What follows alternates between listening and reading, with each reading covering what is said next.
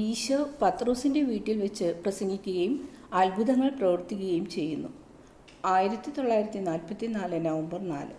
പത്രോസിൻ്റെ അമ്മായിയമ്മയുടെ വീടിൻ്റെ അടുക്കളത്തോട്ടത്തിലേക്ക് പ്രവേശിക്കുന്നിടത്ത് കൂന കൂട്ടിയിട്ടിരിക്കുന്ന കുറേ കുട്ടയും കയറുമുണ്ട്. ഈശോ അതിൻ്റെ മുകളിൽ കയറി നിൽക്കുന്നു. തോട്ടം നിറയെ ആളുകളാണ്. കായൽ തീരത്ത് പിന്നെയും ജനമുണ്ട്. ചിലർ മണൽ പുറത്തിരിക്കുന്നു, മറ്റു ചിലർ കരയിൽ വലിച്ചിട്ടിരിക്കുന്ന വള്ളങ്ങളുടെ പുറത്തിരിക്കുന്നു. ഈശോ പ്രസംഗിച്ചു തുടങ്ങിയിട്ട് കുറേ നേരമായി എന്ന് തോന്നുന്നു. പ്രബോധനം ആരംഭിച്ചിരിക്കുന്നു. ഇതാണ് ഞാൻ കേൾക്കുന്നത്. തീർച്ചയായും നിങ്ങളുടെ ഉള്ളിൽ പലപ്പോഴും ഇപ്രകാരം ചിന്തിച്ചിരിക്കും. പക്ഷേ സത്യം ഇതല്ല. ദൈവം തൻ്റെ ജനത്തോട് കരുണ കാട്ടാതിരുന്നിട്ടില്ല. 100,000 പ്രാവശ്യം ദൈവജനം ദൈവത്തോട് വിശ്വസ്തത കാട്ടാതിരുന്നിട്ട് പോലും. നിങ്ങൾ ഈ ഉപമ ശ്രദ്ധിച്ചു കേൾക്കുവിൻ. കാര്യങ്ങൾ മനസ്സിലാക്കാൻ ഇത് സഹായിക്കും. ഒരു രാജാവിന് തൻ്റെ ലായത്തിൽ നല്ല കുറേ കുതിരകളുണ്ടായിരുന്നു. അതിലൊരു കുതിരയെ രാജാവിന് വലിയ കാര്യമായിരുന്നു. ആ കുതിരയെ വാങ്ങുന്നതിന് മുമ്പ് തന്നെ രാജാവ് അതിനെ കണ്ട് സന്തോഷിച്ചു. അത് സ്വന്തമാക്കി കഴിഞ്ഞപ്പോൾ അതിനെ നല്ലൊരു സ്ഥാനത്ത് കെട്ടിയിട്ടു. പലപ്പോഴും രാജാവ് ഈ കുതിരയെ കാണാൻ പോകും. രാജാവിൻ്റെ കണ്ണും കരളും കുളിർപ്പിക്കുന്നതായിരുന്നു കുതിര. തൻ്റെ രാജ്യത്തെ ഒരു അത്ഭുതം പോലെ ആകർഷണീയമാകണം ഈ കുതിരയെന്ന് രാജാവ് ആശിച്ചു. കുതിരയാകട്ടെ അനുസരണയില്ലാതെ ഓടിപ്പോയി. രാജാവിന് പകരം വേറൊരു യജമാനനെ കണ്ടെത്തി. രാജാവിന് ദുഃഖവും കോപവും വന്നു. കുതിരയെ നല്ലപോലെ ശിക്ഷിച്ച ശേഷം അതിന് മാപ്പ് കൊടുക്കാമെന്ന് തീരുമാനിച്ചു.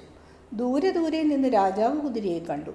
അതിനെ പിടിച്ചുകൊണ്ടുവരാൻ ആളുകളെ അയച്ചു. അതിന് സമ്മാനം കൊടുത്തു. കുതിര തന്നെ പൂർണ്ണമായി മറക്കാതിരിക്കുന്നതിന് രാജാവ് ഇങ്ങനെ പലതും ചെയ്തു.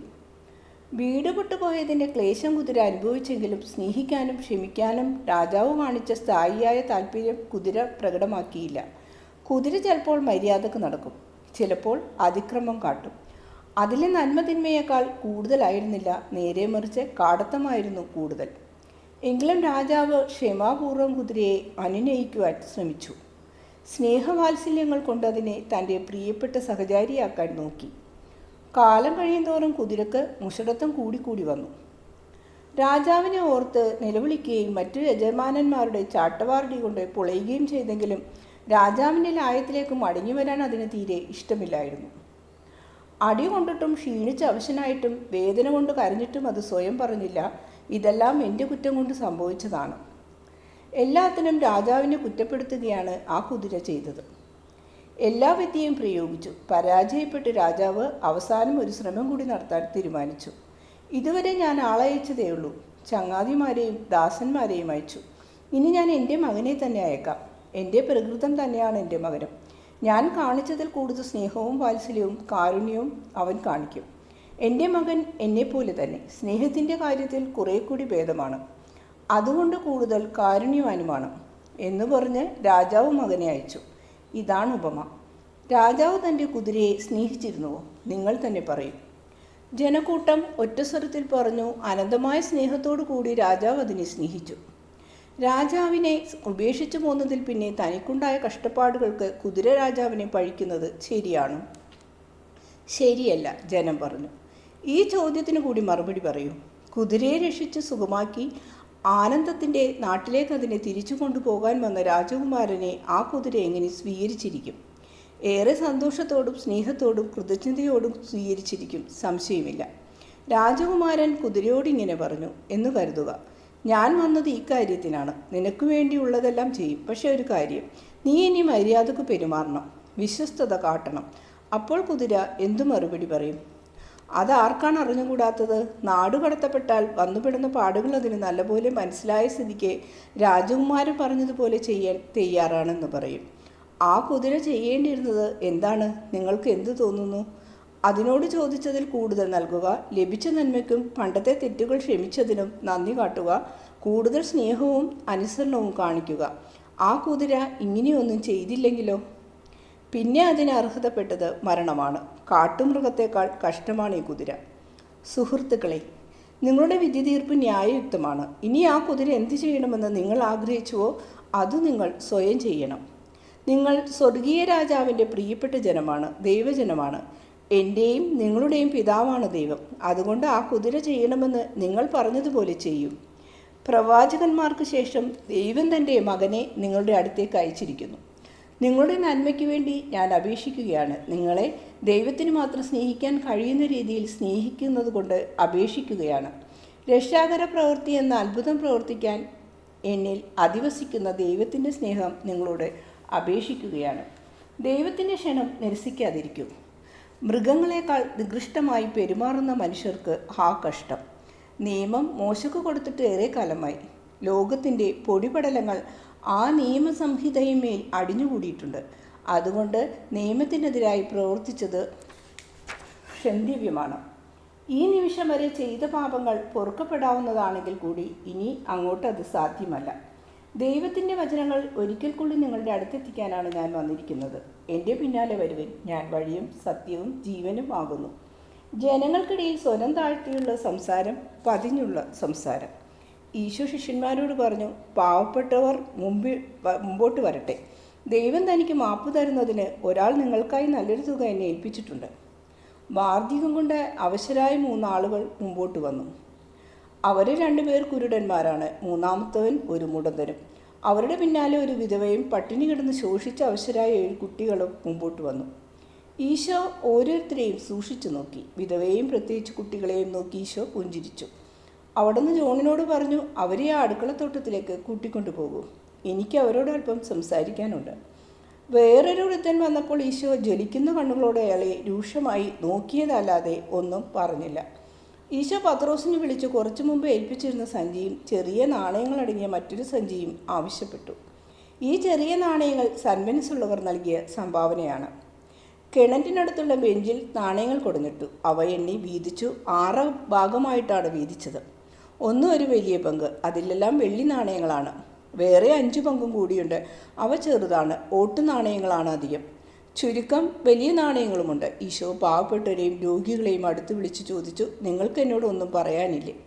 കുരുടന്മാർ മിണ്ടാതെ നിന്നതേ ഉള്ളൂ. മുടന്തൻ പറഞ്ഞു, അങ്ങയെ അയച്ചവൻ അങ്ങയെ കാത്തു സൂക്ഷിക്കട്ടെ, അത്രമാത്രം.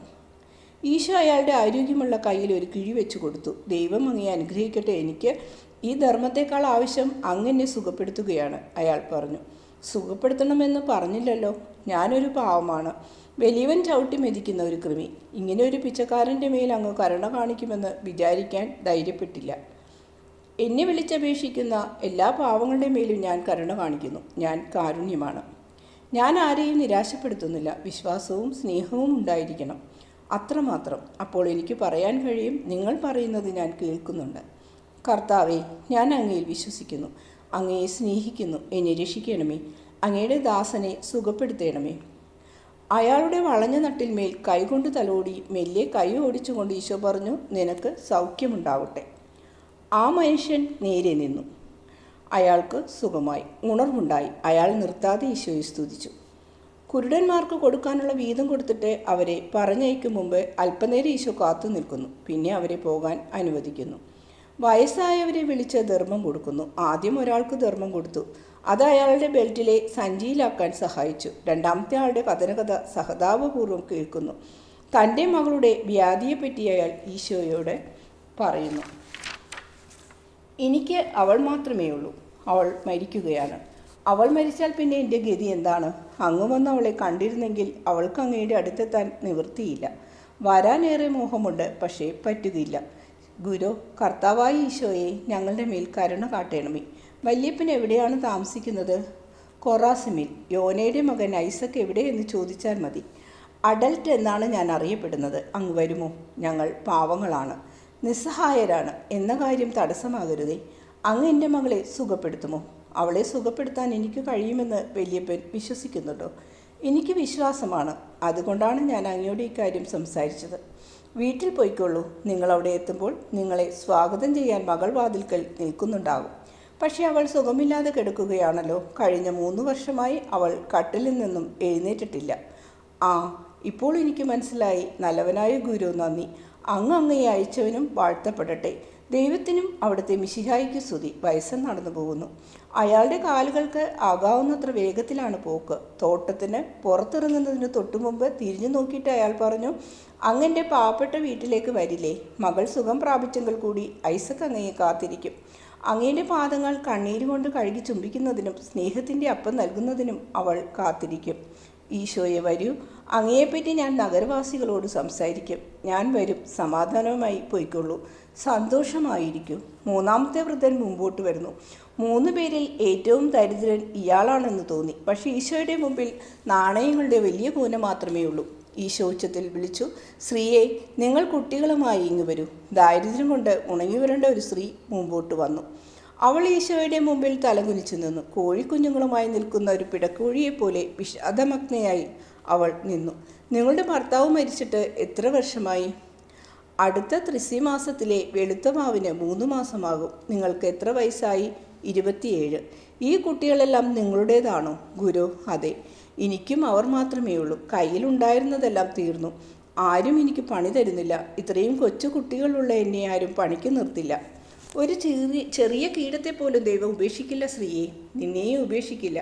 നീ എവിടെയാണ് താമസിക്കുന്നത്? തടാകത്തിൻ്റെ തീരത്ത്, ബെത്സദയിൽ നിന്ന് 3 മൈൽ അകലെ. അയാൾ എന്നോട് ഇവിടെ വരാൻ പറഞ്ഞു. എൻ്റെ ഭർത്താവ് ഒരു മുക്കുവനായിരുന്നു. കായലിൽ വെച്ചാണ് മരിച്ചത്. ആൻഡ്രൂവിനെ ചൂണ്ടിക്കാട്ടിക്കൊണ്ടാണ് അവൾ സംസാരിച്ചത്. ആൻഡ്രൂ ആകട്ടെ എന്തു പറയണമെന്നറിയാതെ വിഷമിക്കുന്നു. അവൻ അവിടെ നിന്നും രക്ഷപ്പെട്ടാൽ മതിയെന്ന് തോന്നി. ആൻഡ്രൂ ആ സ്ത്രീയോട് എൻ്റെ അടുത്ത് വരാൻ പറഞ്ഞത് നന്നായി. ആൻഡ്രൂ ഇത് കേട്ട് ഇത്രയും പറയാൻ ധൈര്യപ്പെട്ടു. അവളുടെ ഭർത്താവ് എൻ്റെ കൂട്ടുകാരനായിരുന്നു, നല്ല മനുഷ്യൻ. ഒരു കൊടുങ്കാറ്റിൽ മരിച്ചു. വള്ളവും നഷ്ടമായി. സ്ത്രീയെ, ഇതെടുത്തുകൊള്ളൂ. കുറേ നാളത്തേക്ക് ഇതുകൊണ്ട് കഴിയാം. പിന്നെ നിങ്ങളുടെ ജീവിതത്തിൽ പുതിയ ഒരു സൂര്യൻ ഉദിക്കും. നല്ലവളായിരിക്കും. നിങ്ങളുടെ കുട്ടികളെ ദൈവപ്രമാണങ്ങൾ അനുസരിച്ച് ജീവിക്കുന്നവരായി വളർത്തൂ. അപ്പോൾ ദൈവം നിങ്ങളെ സഹായിക്കാതിരിക്കില്ല. ഞാൻ നിങ്ങളെ അനുഗ്രഹിക്കുന്നു. നിങ്ങളെയും നിങ്ങളുടെ കുട്ടികളെയും അനുഗ്രഹിക്കുന്നു. ഈശോ കുട്ടികൾ ഓരോരുത്തരെയും സ്നേഹത്തോടും സഹതാപത്തോടും തൊട്ട് തലോടുന്നു. തനിക്ക് കിട്ടിയ നിധി മാറോട് അമ്മയ്ക്ക് പിടിച്ചുകൊണ്ട് ആ സ്ത്രീ പോകുന്നു. ഇനി എനിക്കെന്ത് തരും? ഏറ്റവും അവസാനം വന്ന വൃദ്ധൻ ചോദിച്ചു. ഈശോ അയാളെ നോക്കിയതല്ലാതെ മറുപടിയൊന്നും പറഞ്ഞില്ല. എനിക്കൊന്നുമില്ലേ? അങ്ങ് കാട്ടുന്നത് നീതിയല്ല. ആ സ്ത്രീക്ക് മറ്റുള്ളവർക്ക് കൊടുത്തതിൻ്റെ 6 ഇരട്ടി കൊടുത്തു. എനിക്ക് യാതൊന്നും തന്നില്ല. അവളൊരു സ്ത്രീയാണല്ലോ. ഈശോ അയാളെ സൂക്ഷിച്ചു നോക്കുന്നു, പക്ഷേ ഒന്നും മിണ്ടുന്നില്ല. എല്ലാവരും ഞാൻ പറയുന്നത് കേൾക്കണം. ഈ കാണിച്ചത് നീതിയാണോ? ഞാൻ വളരെ അകലെ നിന്നാണ് വന്നത്. ഇവിടെ പാവങ്ങൾക്ക് പണം വിതരണം ചെയ്യുന്നുണ്ടെന്ന് കേട്ടാണ് വന്നത്. ഇപ്പോഴാകട്ടെ എനിക്കൊന്നും കിട്ടിയുമില്ല. ഞാൻ ദരിദ്രനാണ്, വൃദ്ധനാണ്, രോഗിയാണ്. അദ്ദേഹം പറയുന്നു നമ്മൾ അദ്ദേഹത്തിനെ വിശ്വസിക്കണമെന്ന്. എടോ വയസ്സാ, ഇങ്ങനെ പച്ചക്കള്ളം പറയാൻ തനിക്ക് നാണമില്ലേ? നിന്റെ തൊട്ടുപിറകിൽ മരണം നിൽക്കുന്നു. എന്നിട്ടും നുണ പറഞ്ഞ് വിശക്കുന്നവർക്ക് കൊടുക്കേണ്ടത് കവർന്നെടുക്കാൻ ശ്രമിക്കുന്നു.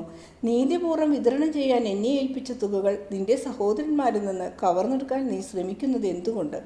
ഞാൻ മിണ്ടാതിരിക്കൂ. ഞാൻ നിങ്ങളെ തിരിച്ചറിഞ്ഞു എന്ന് നിങ്ങൾ എൻ്റെ മൗനത്തിൽ നിന്നും പ്രവൃത്തിയിൽ നിന്നും മനസ്സിലാക്കേണ്ടതായിരുന്നു. ഞാൻ നിങ്ങളെ ബഹുജനങ്ങളുടെ മുമ്പിൽ പരിഹാസപാത്രമാക്കണോ? ഞാൻ പാവപ്പെട്ടവനാണ്. അല്ല, നിങ്ങൾ ലുബ്ധനാണ്, കള്ളനാണ്. നിങ്ങൾ ജീവിക്കുന്നത് പണത്തിനും കൊള്ളപ്പലിശയ്ക്കും വേണ്ടിയാണ്. ഞാൻ ഒരിക്കലും പണം പലിശക്ക് കൊടുത്തിട്ടില്ല. ദൈവസാക്ഷി, നിങ്ങൾ ഈ കാണിച്ച കൊള്ളപ്പലിശ വാങ്ങലല്ലാതെ മറ്റെന്താണ്? ഒന്നുമില്ലാത്തവർക്ക് കിട്ടേണ്ടത് പിടിച്ചു പറിക്കാനാണ് നിങ്ങൾ ശ്രമിച്ചത്. പോയി അനുതപിക്കൂ. ദൈവം നിങ്ങളോട് ക്ഷമിക്കട്ടെ. ഞാൻ ദൈവസാക്ഷിയായി പറയുന്നു. മിണ്ടാതിരിക്കൂ. ഞാൻ പറയട്ടെ, നിങ്ങൾ കള്ളസത്യം ചെയ്യരുത് എന്നെഴുതപ്പെട്ടിരിക്കുന്നു. നിങ്ങളുടെ വാർദ്ധക്യത്തോട് ഞാൻ ബഹുമാനം കാട്ടിയിരുന്നില്ലെങ്കിൽ ഞാൻ നിങ്ങളുടെ ദേഹം പരിശോധിച്ചേനെ. നിങ്ങളുടെ ദേഹത്ത് നിന്ന് സ്വർണ്ണ നാണയങ്ങൾ നിറച്ച പണസഞ്ചി ഞാൻ കണ്ടെടുക്കുമായിരുന്നു. സ്വർണ്ണമാണ് നിങ്ങൾ സ്നേഹിക്കുന്ന ഒരേ ഒരു വസ്തു. ഇവിടെ നിന്നും പോകൂ. തൻ്റെ കള്ളി പുറത്തായി എന്ന് മനസ്സിലാക്കിയ വൃദ്ധൻ ഉടനെ സ്ഥലം വിട്ടു. ഈശോയുടെ ഇടിമുഴക്കം പോലുള്ള ഗർജനം കേൾക്കേണ്ടി വന്നില്ല.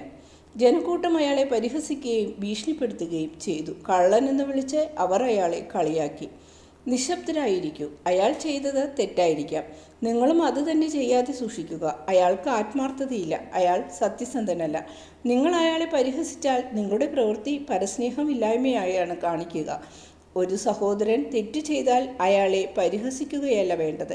എല്ലാവരും പാപം ചെയ്യും. ദൈവമല്ലാതെ ആരും പരിപൂർണരല്ല.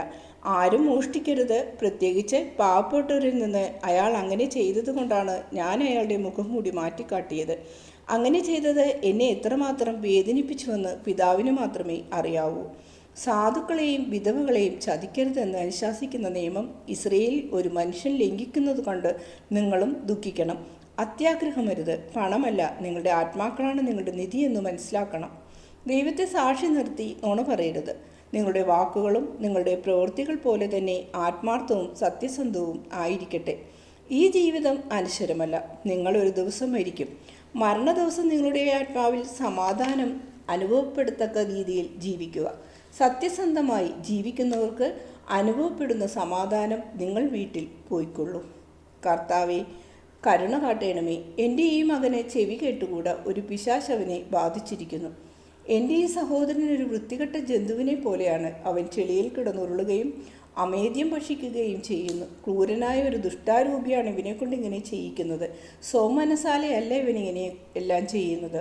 സഹായം അഭ്യർത്ഥിക്കുന്ന ആളുകളുടെ അടുത്തേക്ക് ഈശോ ചെല്ലുന്നു. കൈ ഉയർത്തി ഈശോ ആജ്ഞാപിക്കുന്നു, ഇവരിൽ നിന്നും പുറത്തു വരിക. ദൈവത്തിൻ്റെ സൃഷ്ടികളെ ദൈവത്തിനായി വിട്ടേക്കുക. അട്ടഹാസത്തോടും അലർച്ചയോടും ആ രണ്ടാളുകളും സുഖം പ്രാപിക്കുന്നു. സ്ത്രീകൾ അവരെ കൊണ്ടുവന്ന് മുട്ടയിൽ നിർത്തുന്നു. അവർ ദൈവത്തെ സ്തുതിക്കുന്നു. വീട്ടിൽ പോയിക്കൊള്ളൂ, ദൈവത്തിന് നന്ദി പറയൂ. നിങ്ങൾക്കെല്ലാവർക്കും സമാധാനം. പോയിക്കൊള്ളൂ.